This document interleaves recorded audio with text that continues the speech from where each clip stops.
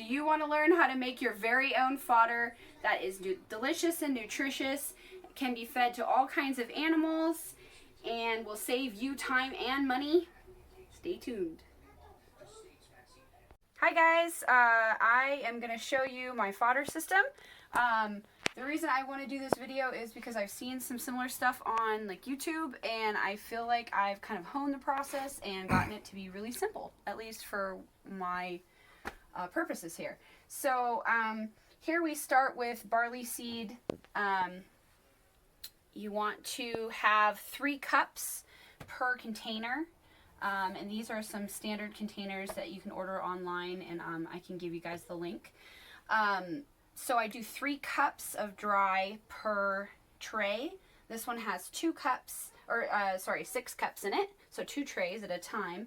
And then you want to fill it with water and add just a half a cup of bleach. Now I know what you're thinking, bleach is disgusting, but it's actually going to keep this bacteria free, and without the bleach I had very poor results.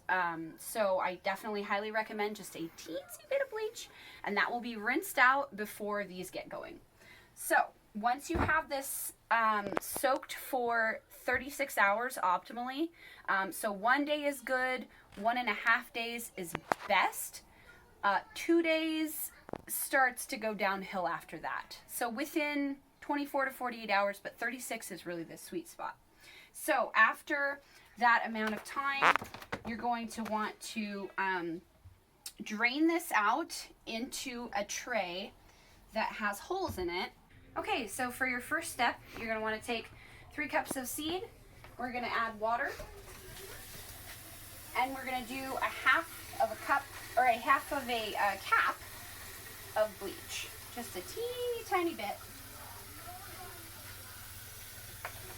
and that will inhibit bacteria and keep the grass nice and fresh. That will get rinsed out, but while it's soaking for the next 36 hours, ideally you're going to want a tiny bit of bleach in there. So we want this container to be nice and full with water, nice room for the seed to expand, which it will do.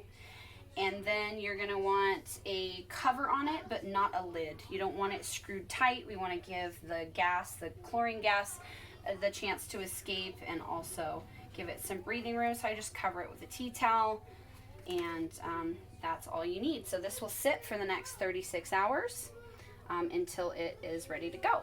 And so now that the seed has sat for 36 hours, it has expanded. This originally was 6 cups, and now it's gone beyond that.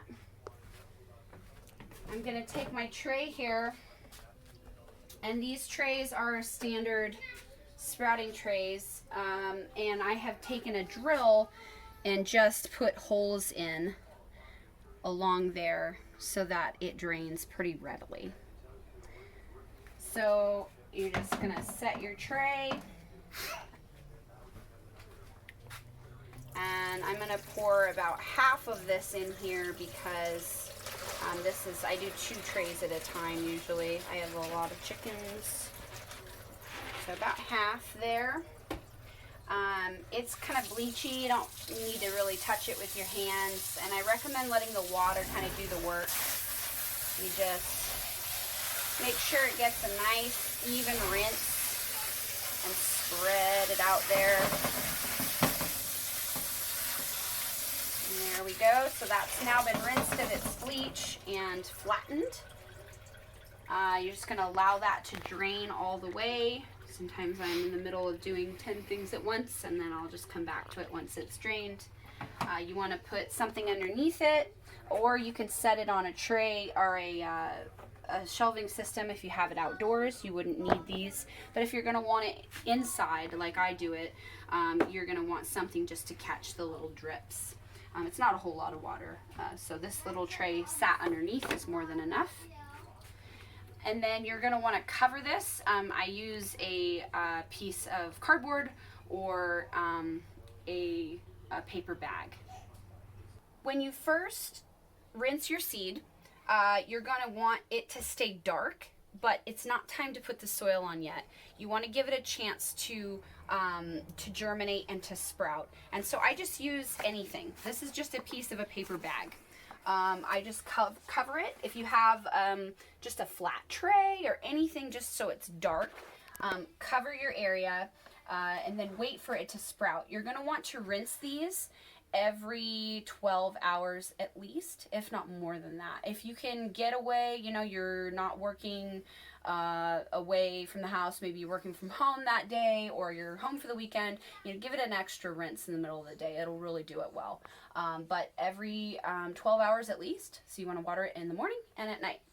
I just do a quick rinse, and then once it's done dripping, I will take this tray doesn't have any holes. You can see there are holes in the bottom of this tray, a whole bunch of little holes to allow the water to come through. And then after about a day, you will get the seeds starting to sprout. And you can see just teeny tiny little sprouts there. You don't want to handle it. You want to just let the water do the adjusting. If you want to make it flat, just take a sprayer and just kind of gently spray and shake the tray and kind of have it settle. I feel like it sprouts much more effectively when you're not handling it as much, when you're not touching it and breaking those tiny little roots. So once this gets going, and you know it's sprouted and it looks nice and clean, that is when you're going to add some soil. And this one I did earlier today. It just a tiny bit. I mean, we're talking, it doesn't even, barely makes a layer, just as thin as you can get it. Okay, so now that the seed has sprouted, you can see the little sprouts here. And I have had it rinsed for about a day after it's sprouted. So it's about a day and a half.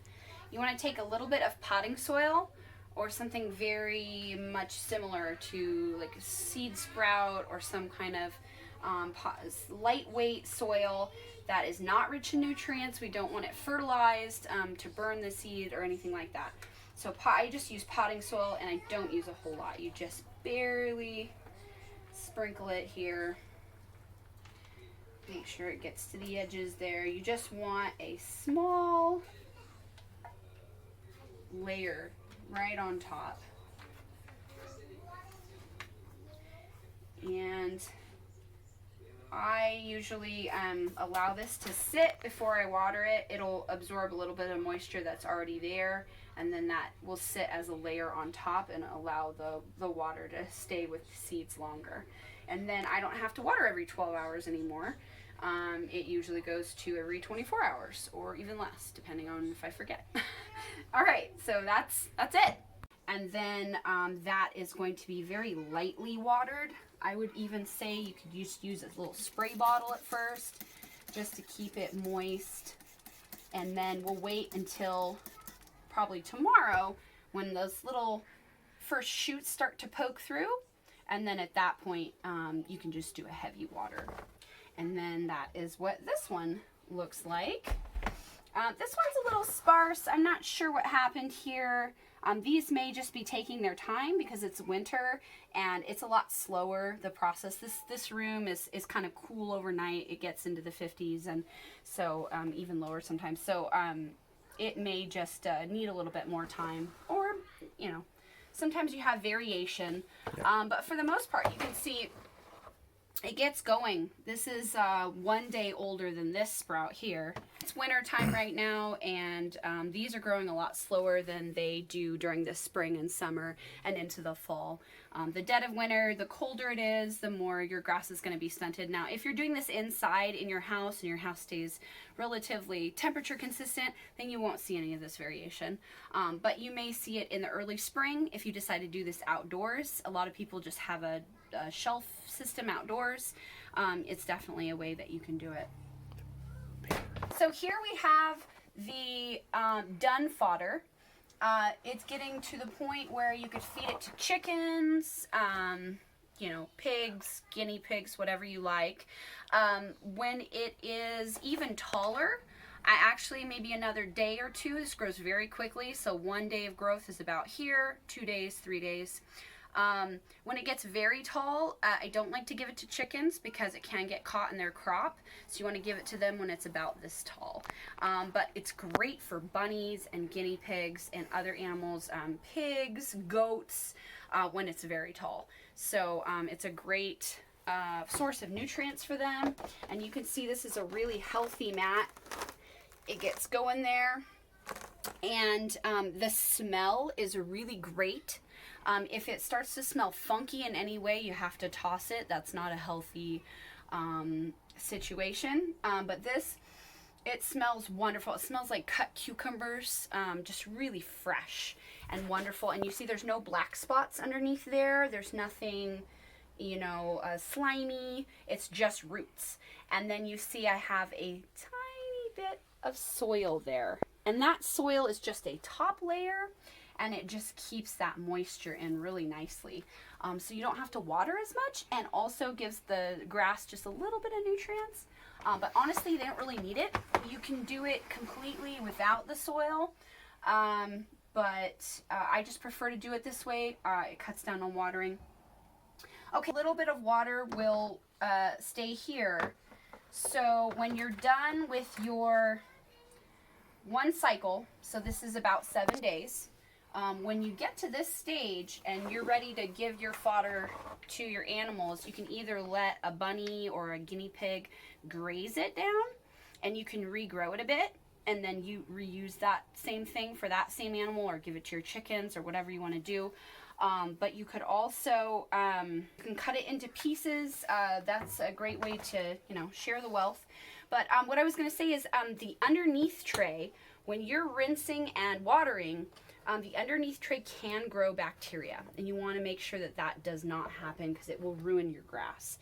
And this is very healthy. There's no bacteria growing. It smells nice. And it's actually relatively dry. You don't want them sopping wet. You just want them damp. This over time will get gross, and so you don't want to allow that to happen. So when you're ready to pull this out, before you put the new seed in, I recommend just spraying it really quick with bleach water, and then rinsing that, and then your new seed will go in here. So that just cuts down on any slime or algae or just bacteria that can grow. So that's it. That's about the whole system. If you have any comments or questions, I'm available.